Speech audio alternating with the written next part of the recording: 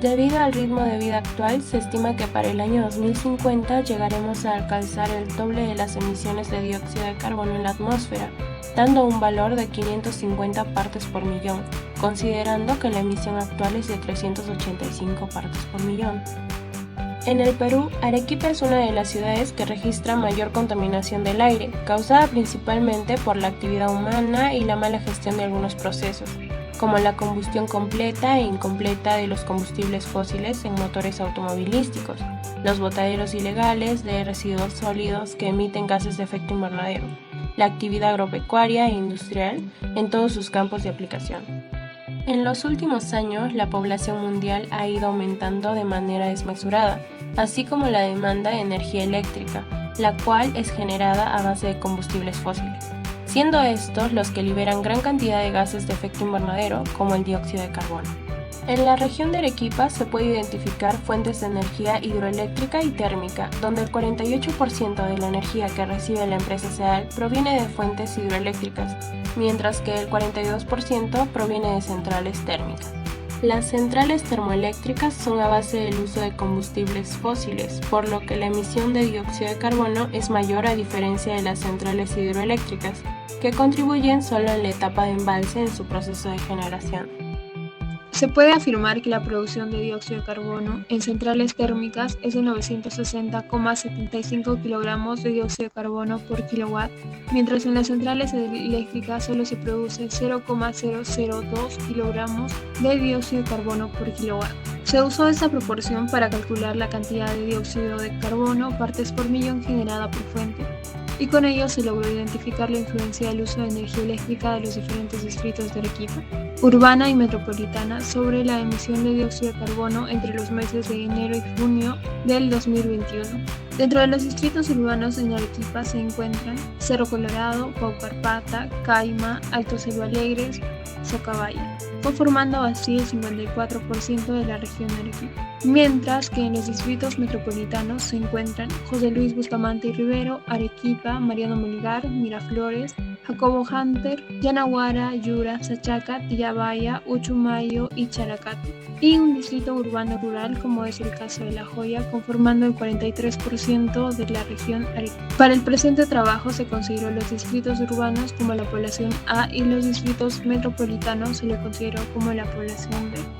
El porcentaje restante representa a la población rural, sin embargo no se tomó en cuenta en el estudio, ya que todas las respuestas registradas en la encuesta realizada a los estudiantes de la carrera de Ingeniería Ambiental de la Universidad Nacional de San Agustín de Arequipa provenían de los grupos urbano y metropolitano. La encuesta contenía preguntas respecto al uso de energía eléctrica, así como el conocimiento sobre las fuentes de producción de energía, tanto térmicas como eléctricas. Además, en la última parte del formulario se solicitó una imagen de su recibo, específicamente del historial de consumo para la obtención de datos cuantitativos. Bien,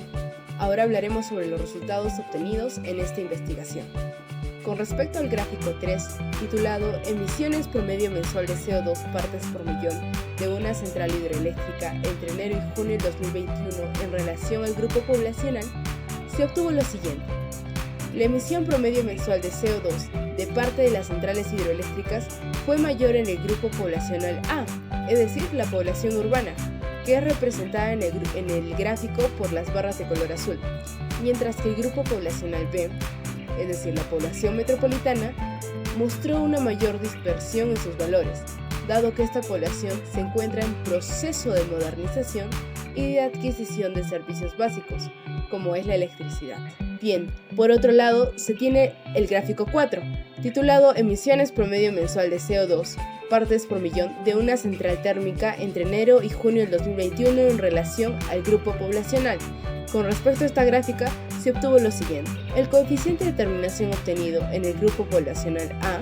indica que no hay una variabilidad en las emisiones de CO2. Por otro lado, el coeficiente de terminación del grupo B, es decir, la población metropolitana, muestra que es 0.2145, lo cual señala que el 21.45% de las emisiones de CO2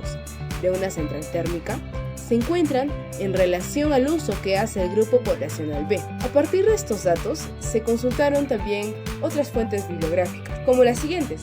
En la tesis Generación de energía termoeléctrica y las emisiones de CO2 en el Perú 2019, realizado por Vicencio, se obtuvo que la asociación entre las variables CO2 y energía termoeléctrica era de 0.986, lo cual indica que hay una correlación positiva perfecta, es decir, que la generación de energía termoeléctrica se relaciona significativamente con las emisiones de CO2. Sin embargo, en el presente trabajo, la asociación fue de 0.2145. Por ende, la generación de energía eléctrica a partir de centrales térmicas no se relaciona significativamente con las emisiones de CO2. Asimismo, en el estudio de Ure y colaboradores realizado en 2020 sobre la generación de energía hidroeléctrica, se obtuvo que la emisión total de CO2 en la etapa de embalse llegó a ser de 83.947 toneladas por año, mientras que en la presente investigación el mayor valor de emisiones de CO2 registrado mensualmente fue de 0.18 partes por millón. Bueno, continuando.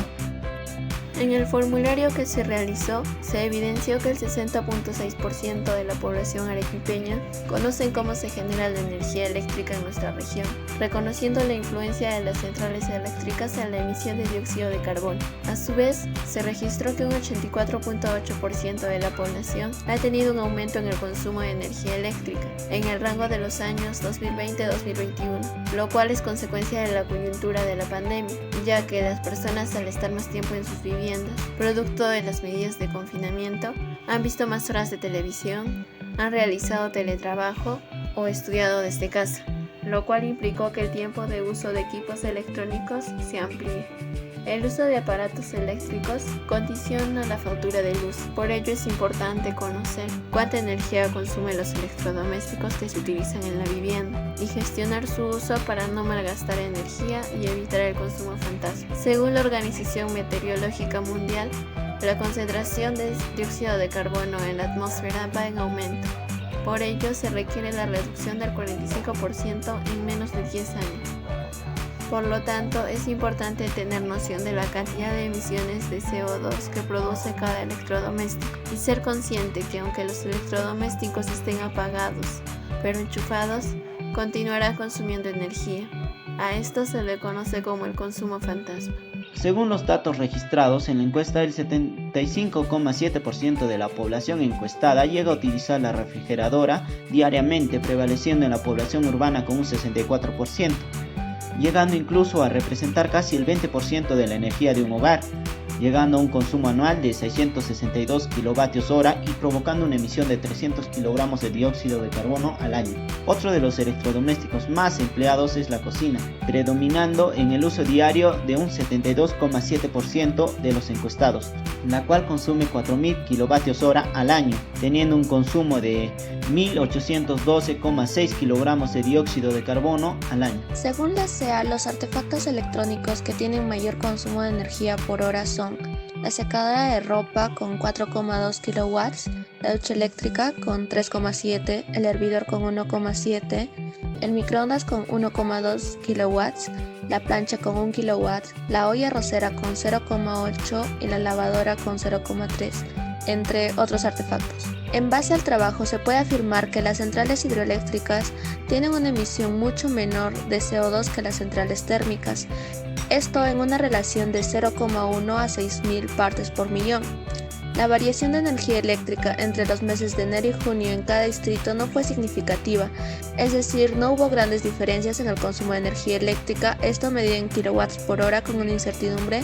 de 0,005 en relación a los distritos y a los meses. Asimismo, el distrito de Sachaca, perteneciente a la población metropolitana, presenta el consumo más alto en comparación a los demás, demostrando que no depende de la cantidad de población del distrito, sino de la disposición que tiene la población para adquirir los bienes y servicios. De acuerdo a los datos registrados en el Forms de la investigación, más del 50% de la población usan artefactos que producen gran cantidad de CO2. La población arequipeña debe tomar conciencia sobre el uso que se les da. En tal sentido, deben informarse sobre la cantidad de energía que consumen, buscando así reducir su huella de carbono.